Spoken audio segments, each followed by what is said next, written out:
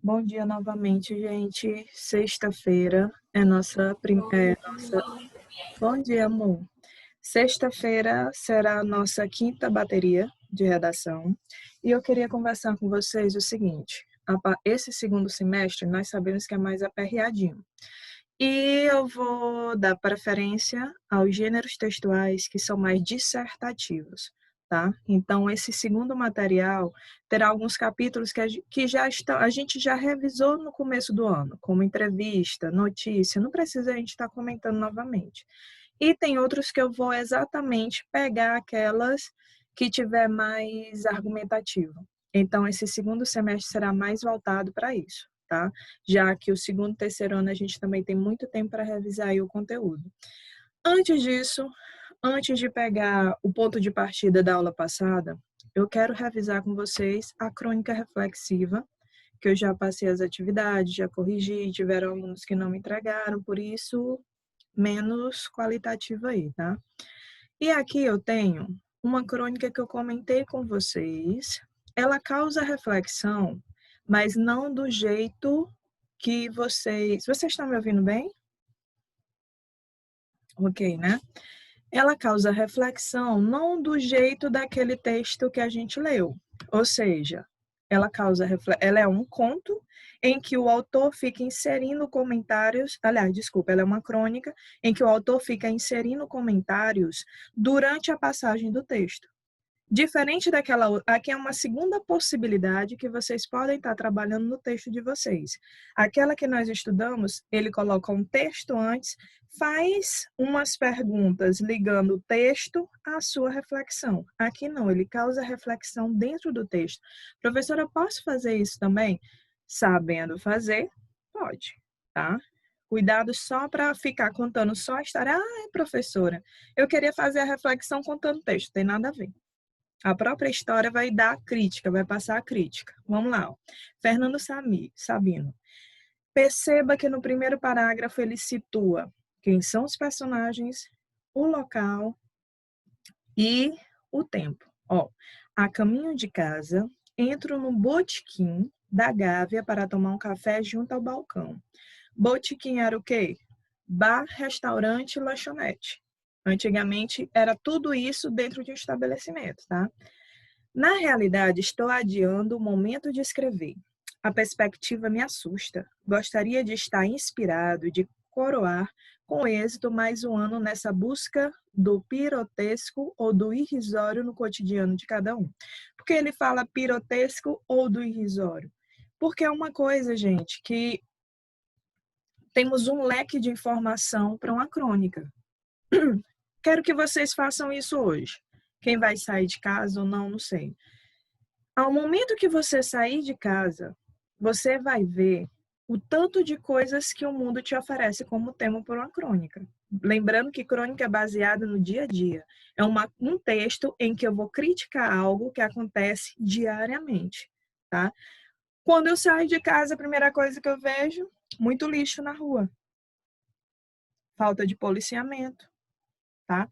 Quando eu tô saindo, tô andando pelos lugares, eu tô vendo gente sem máscara, em plena pandemia. Então, aí eu vou mais um pouquinho adiante. Então, tudo tem um tópico que eu posso trabalhar na crônica. E ele diz que isso é irrisório, por quê? Porque são vários assuntos, tá? Eu pretendi apenas recolher da vida diária algo do seu disperso conteúdo humano, fruto da convivência que a faz mais digna de ser vivida. Visava ao circunstancial, ao episódico, ou seja, algo que acontece que ele viu, uma crônica. Então, algo banal, tá? Nessa perseguição do acidental, quer no flagrante de esquina, quer nas palavras de uma criança, ou no acidente doméstico, tomo-me simples espectador e perca a noção do essencial. Sem mais nada para contar, curvo a cabeça e tomo meu café. Dentro do botequim já está. Enquanto o verso do poeta se repete na lembrança, assim eu quereria o meu último poema. Então, esse vai ser meu último poema, então eu vou pensar, sabe? Vou pensar o seguinte: o que seria meu último? O que seria tão importante para se tratar como minha última crônica?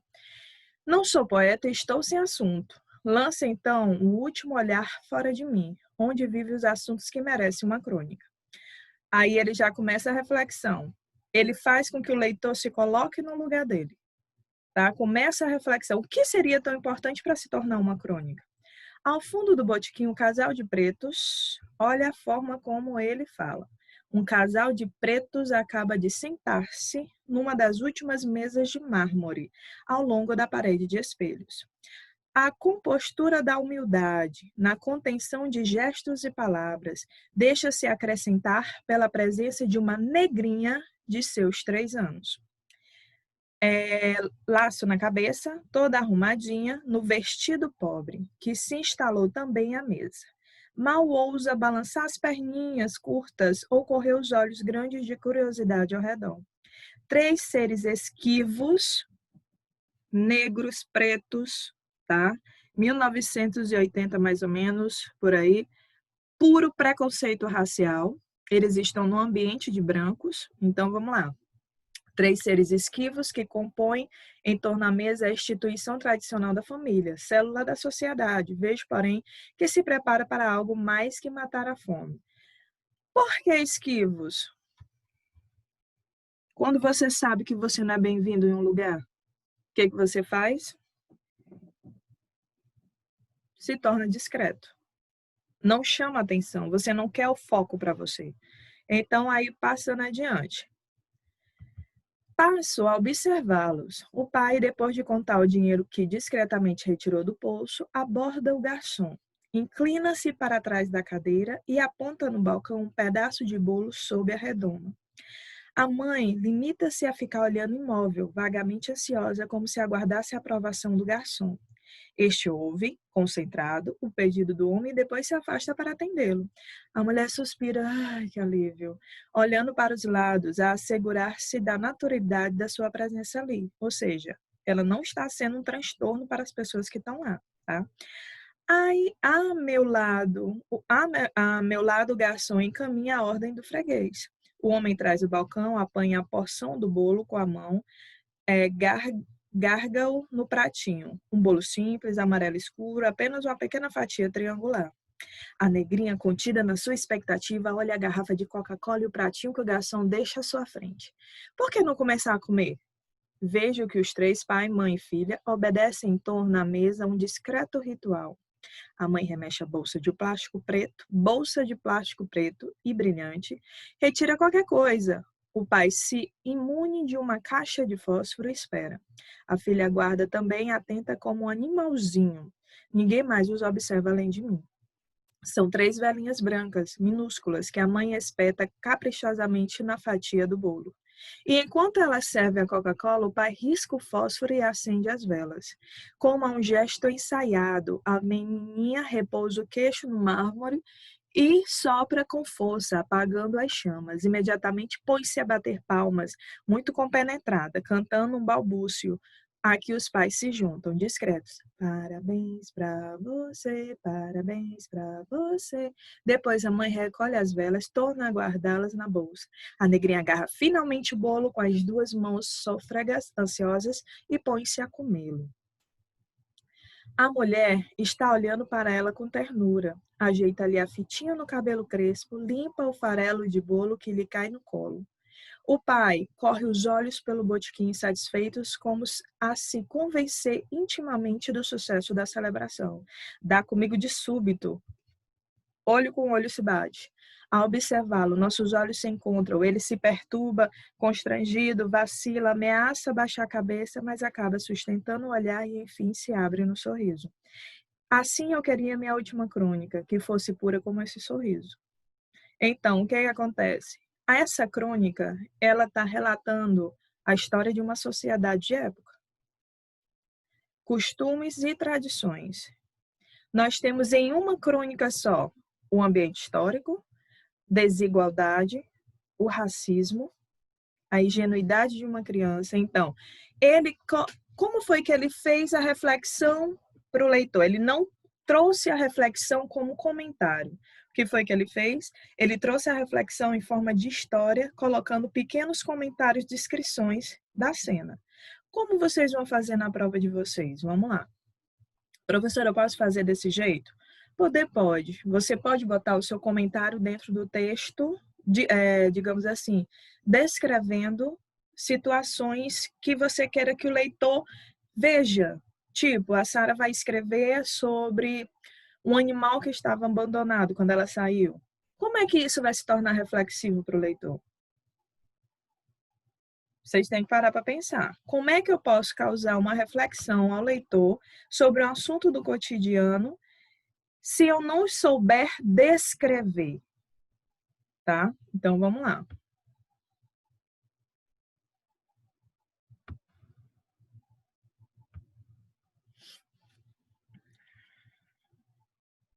Então, eu tenho aí crônica reflexiva.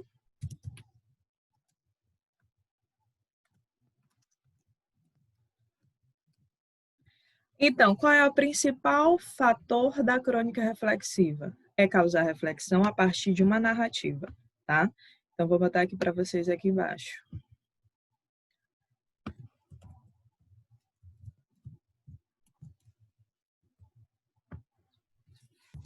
Causar uma reflexão a partir de uma narrativa que aborde algum assunto do cotidiano. Então, professora, quer dizer que a crônica ela tem que ser assim? Sim. A crônica, por isso que ela é uma narrativa que aparece em jornais, tá? Uma narrativa que aparece em jornais por tratar de assuntos que acontecem no exato momento. Então, uma narrativa que aparece em jornais por tratar de assuntos que acontecem na atualidade. E aí, o que acontece? A crônica, eu posso criar uma crônica, aconteceu algo, deixa eu ver, atualmente. Descobriram uma família que estava passando fome. Eu posso escrever uma crônica disso? Deve. Por isso que ela aparece em jornais. É porque ela trabalha assuntos do dia a dia. E o jornal, ele é atual, ele vai trabalhar assuntos do dia a dia. Tá? Só que a diferença da crônica reflexiva é que, vou estipular aqui para vocês, tem o título, tá? Um título criativo, não uma palavra, e sim uma frase que seja criativa. E, gente, por favor, não coloque ponto final em título, porque o título é o início de uma história. Se eu pontuar o título com ponto final, significa que minha história acabou. Eu posso ter um ponto de exclamação, posso ter um ponto de interrogação, mas jamais você coloque um ponto final em título, tá? Título criativo e que tenha relação com o texto, tá? Ah, Pro, eu posso narrar em que tipo de narrador? Pode ser narrador em terceira pessoa ou em primeira. Geralmente, o que as pessoas costumam mais fazer? Em primeira pessoa. Por quê? Para aproximar o leitor da crônica. Se eu digo que aconteceu comigo, a pessoa ela pode se ver naquela situação. Então, geralmente, as crônicas reflexivas é algo que acontece em torno do autor, tá? Geralmente, mas isso não é um fato que você precise ser desse jeito. Mas por quê, professora? Gente, eu digo que eu fui para Campo Maior. Digo que eu vi uma situação que eu não gostei, o que eu gostei, o que me chamou a atenção. Isso vai fazer com que aquela realidade que eu estou narrando se aproxime do leitor, porque pode acontecer com ele também. E Aí, tia, oi, amor. tia, volte só mais um pouquinho aí, só pra me tirar a foto ali. Só um minutinho. Desculpa, é porque vocês. Não, mas pode. Ah, tu quer printar só, né? Vou botar vocês aqui em cima. Deixa eu subir mais um pouquinho. Pronto. Aí, tudo bem. Aí eu tenho o primeiro e segundo parágrafos. Professora, tem que ser assim, primeiro e segundo parágrafo, gente? Eu gosto de partir de uma base para vocês se soltarem. Se eu sei que uma crônica, vocês vão construir, digamos assim, 5 parágrafos, 25 linhas. Eu sei que eu tenho os 2 primeiros parágrafos, eu vou ter que construir uma crônica. Eu posso até botar 3 parágrafos, portanto que a história não seja mais que a sua reflexão, porque o tópico é reflexivo, tá? Então, se eu me prender demais no texto, eu não vou estar esboçando o que é o meu objetivo, causar reflexão. Então, a gente casa, faz a mesma situação. 2 a 3 parágrafos, eu boto primeiro e o segundo parágrafo porque eu quero reflexão. Terceiro, a intermediação entre a crônica e o seu ponto de reflexão, e os 2 últimos a sua reflexão, sendo que o último é a conclusão. Então, primeiro e segundo parágrafos, a história, né? A história. Aí eu coloco terceiro parágrafo.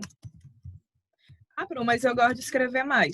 Sem problema nenhum. É só você aumentar um pouco o texto, tá bom? Terceiro parágrafo. Como é que eu posso chamar? Que eu esqueci o nome. É como se fosse a ligação. Vou botar ligando a crônica à reflexão, tá? E com isso, o que eu posso fazer? Posso colocar perguntas para o meu leitor, que eu vou responder na minha reflexão, tá?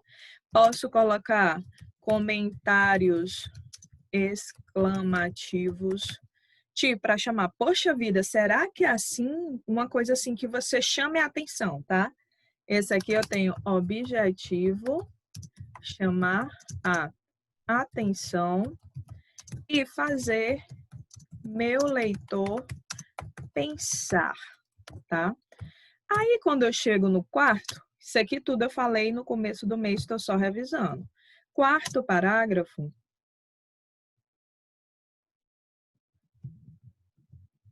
No quarto parágrafo, o que eu vou fazer? Vou responder às perguntas complementando nas respostas. Como assim? Eu pergunto uma coisa, eu não preciso responder no quarto parágrafo limpo e seco aquela resposta. Eu posso aumentar minha resposta, colocar mais informações e tal. E no quinto,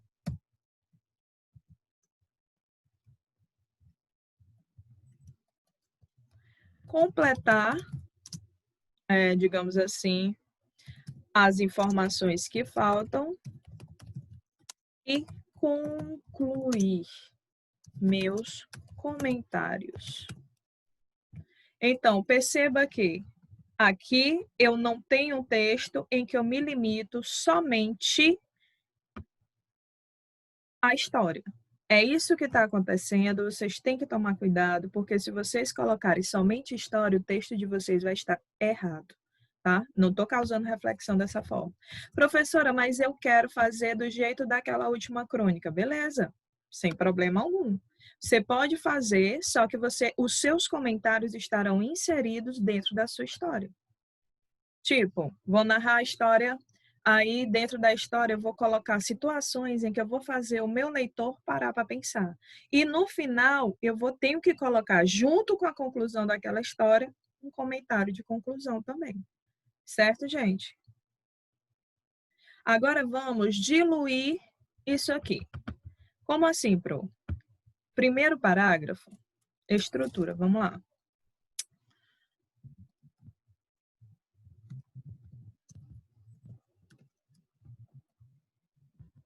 Professora, mas isso é regra geral? Não. Aqui é o básico de uma crônica. Tá? Isso aqui são o que a maioria dos cronistas fazem. A partir de saber o básico, você pode criar a sua crônica como autora, tá? Ou autor. Eu tenho aqui a estrutura do parágrafo. No primeiro,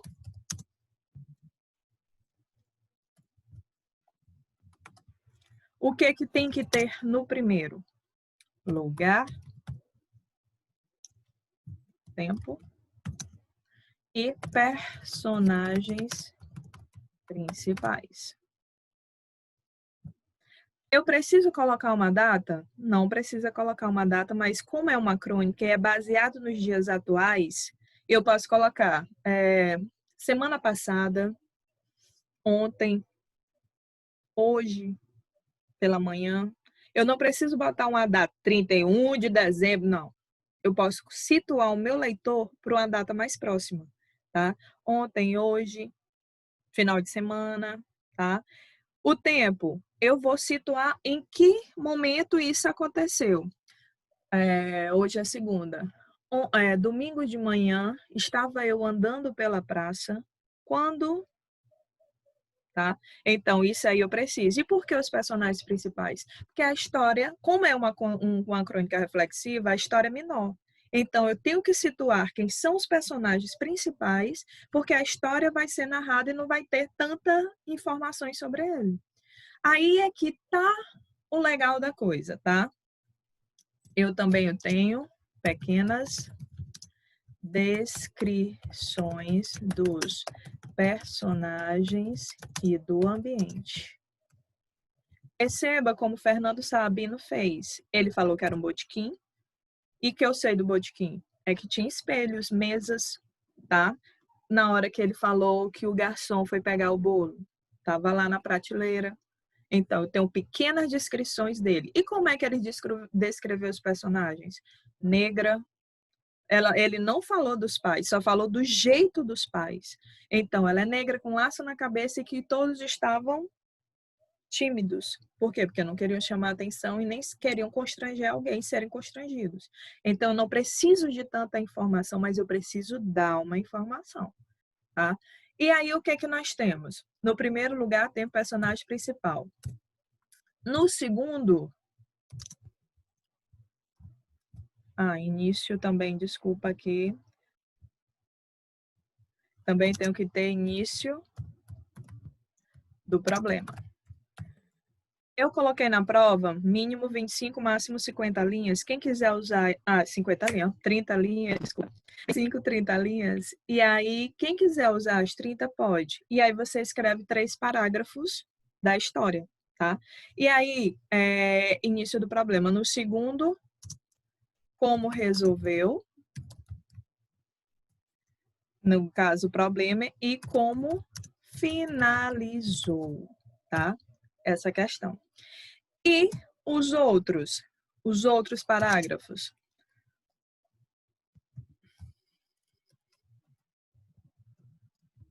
Os outros parágrafos, o que eu vou fazer?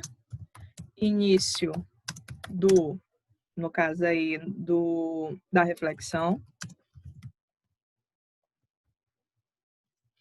Pontos que, no caso aí, defende ou critica.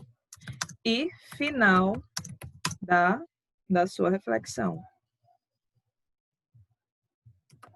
Aqui, conclusão chegou.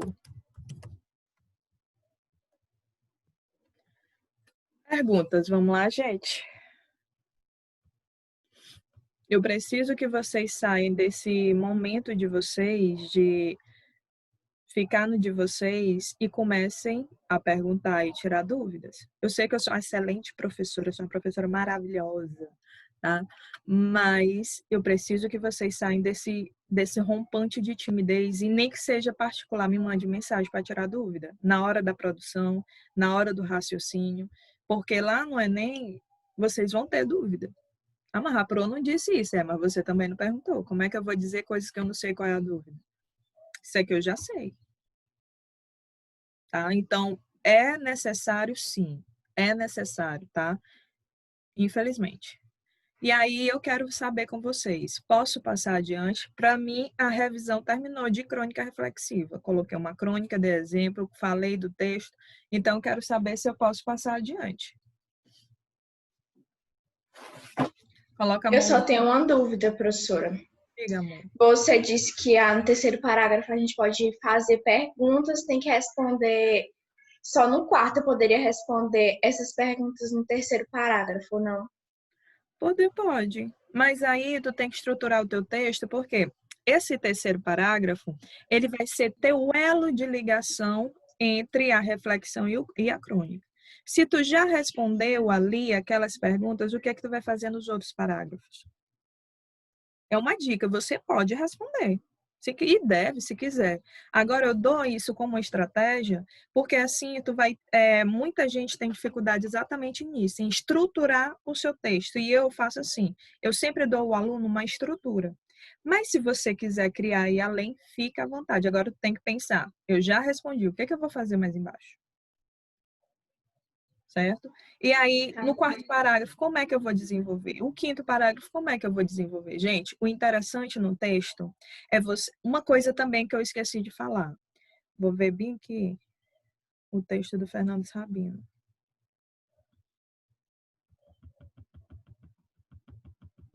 Ó, ele faz parágrafos grandes, certo? Mas ele sempre... O que é o parágrafo? O parágrafo é exatamente você vai contar um trecho. Eu digo isso porque em algumas correções ainda vejo gente se confundindo. Você vai estruturar o seu texto, começo, meio e fim. Nessa estrutura, você tem que ter palavras que liguem dentro do parágrafo e que liguem dentro do texto. Dentro do parágrafo, eu tenho a coerência. Dentro do texto, eu tenho a coesão. Tá? Como assim a coesão? É eu ficar falando a mesma coisa, repetindo, ou então teus parágrafos estarem isolados. Não tem essa ligação entre parágrafos. E aí, o que ele bota aqui, ó? O parágrafo dele, apesar de ser longo, ele consegue ligar uma informação à outra. Laço, então, no último olhar, fora de mim, onde vivo os assuntos que merecem uma crônica. Bem aqui, ele já deixa a ligação para o início do segundo parágrafo. Ou seja, ele disse que observa. Aqui ele já começa dizendo o que observou. Tá? Então, na crônica de vocês, o que é que eu sinto às vezes? É que vocês acham, não digo todo mundo, é que cada parágrafo fosse independente de uma informação. Não, ele tem que ter essa ligação. E isso é uma das coisas que mais pega no Enem. Nós vamos estudar essas palavras de ligação, tá? Eu quero achar bem aqui uma. Aqui, ó, vejo, porém, é uma palavra que pode ligar. Professora, tem uma classe gramatical que liga, que seja especificamente para ligar? Sim e não. Eu posso usar uma palavra que liga parágrafos, que liga dentro da minha história, e eu tenho uma conjunção. A conjunção subordinada, tá? Que ela, o que ela faz? Ela vai ligar um trecho a outro. Porém, bem aqui eu tenho uma oração.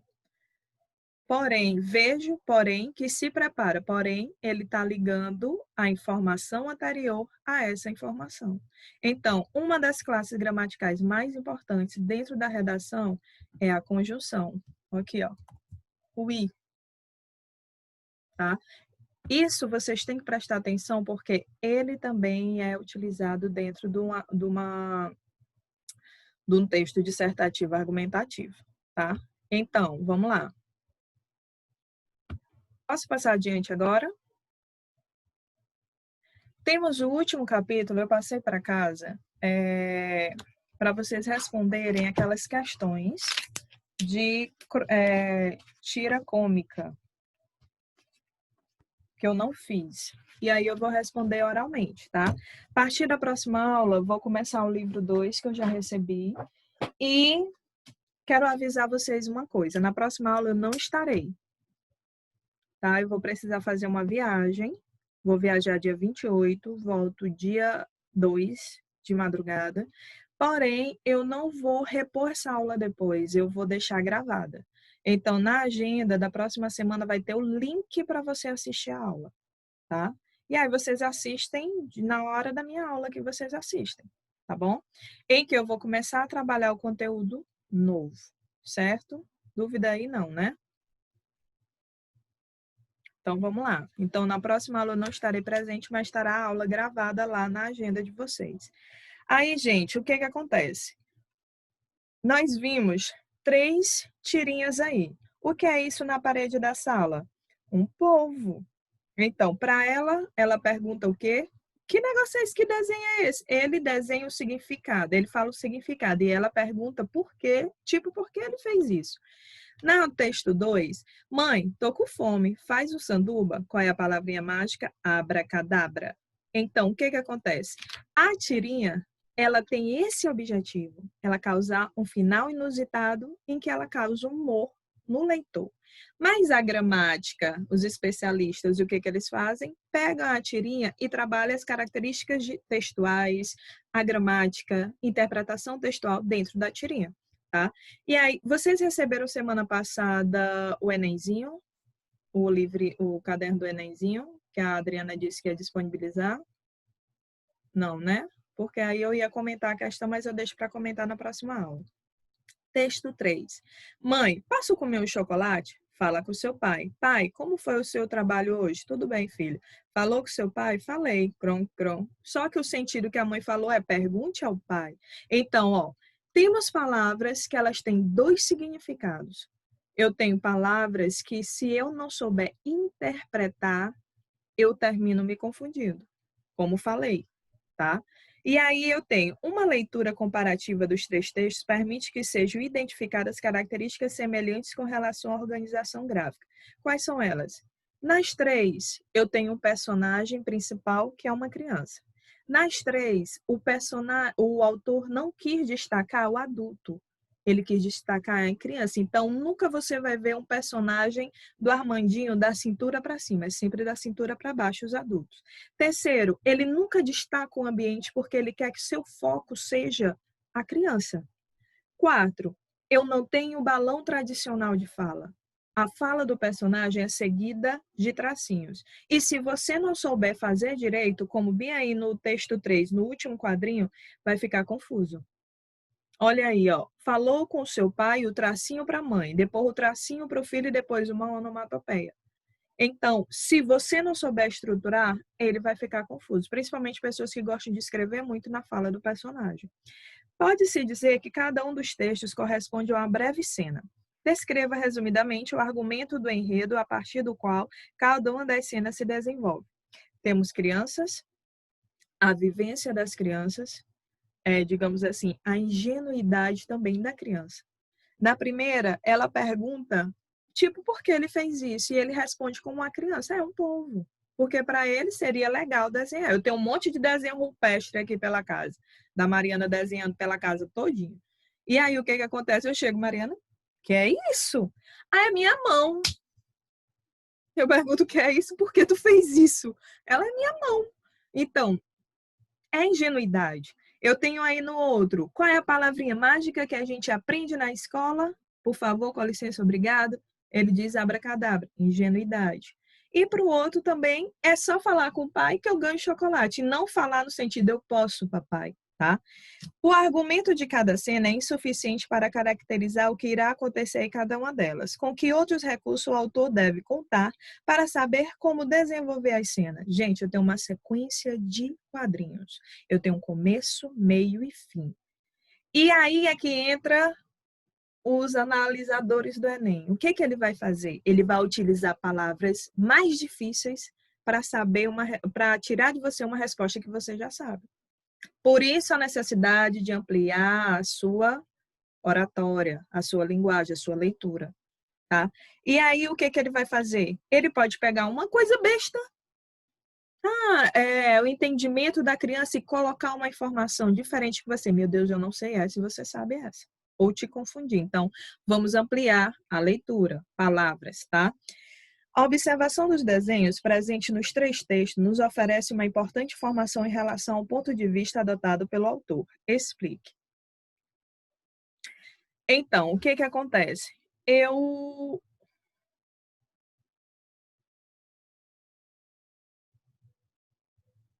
Então, eu tenho um ponto de vista tirado do pai no primeiro, um ponto de vista tirado da criança e, no último, um ponto de vista ambíguo, em que eu posso ter mais de uma interpretação. Eu estou tentando ser mais rápida possível para poder concluir essa atividade. Releia o texto 1. O que ocorre nos dois primeiros quadrinhos? Nós temos a informação, o que é isso? E ele analisando aquilo que ele fez. Pode-se dizer que a fala apresentada no terceiro quadrinho não corresponde à expectativa da mãe do menino, o que ela provavelmente esperava como a resposta da sua fala inicial. Mamãe, risquei a parede. Ou, mãe, sem querer eu risquei a parede, como eu já ouvi, sem querer riscar a parede. Eu nunca ouvi isso na minha vida. Eu dizia para a mamãe, mamãe, desculpa, foi mal, risquei sem querer, mas isso acontece. Que tipo de reação o autor pretende provocar no leitor com o texto do terceiro quadrinho? Final é um final que não é previsto. É um final que causa humor. Maior parte das tirinhas ele vai ter esse final que você vai ver inusitado, tá? Então, é característica da tirinha. A tirinha ela tem que causar humor, uma reflexão, e ela vai te dar esse final inusitado, tá? Compare os textos 1 e o 2, podemos reconhecer uma situação bastante semelhante nas duas cenas. Que situação é essa? O Calvin para pensar. Vi aí nas duas situações. Primeiro ele para pensar e vê o desenho, e ele para pensar para ver, para ele vai falar, o que ele vai falar. E ambos eu tenho o final inusitado, tá? O contexto criado no primeiro quadrinho devia ter levado Armandinho a dar uma resposta diferente daquela que deu no quarto quadrinho. Que resposta é essa? Com licença, obrigada, por favor. Então, no caso aí, ele é por favor, tá? Porque o contexto inicial é fundamental para determinar qual a resposta adequada. Gente, é uma sequência de quadrinhos. Volto a falar. Até 4 quadrinhos eu tenho uma tirinha. A partir de 5 em diante eu tenho um HQ, uma história em quadrinhos. Se essa sequência não for evidente, não for percebida pelo meu leitor, vai ser um fiasco a minha tirinha. Tá? Então, o começo ela é essencial para o final, para um bom entendimento e causar a comédia. Se eu não fizer dessa forma, eu não vou ter aquilo que eu quero. É o objetivo final. A observação do terceiro quadrinho oferece uma pista ao leitor para entender por que Armandinho deu a resposta que deu. Explica, acabei de responder. Qual é a fala do primeiro quadrinho do texto 3, a partir do qual se constrói o efeito de humor da tirinha? Mãe, posso comer um chocolate? Tá? Então, é a interpretação da fala da criança. Gente, ó, aqui eu fiz o que eu pude fazer melhor. Dei dicas de tirinhas abordadas no texto, principalmente de vestibular.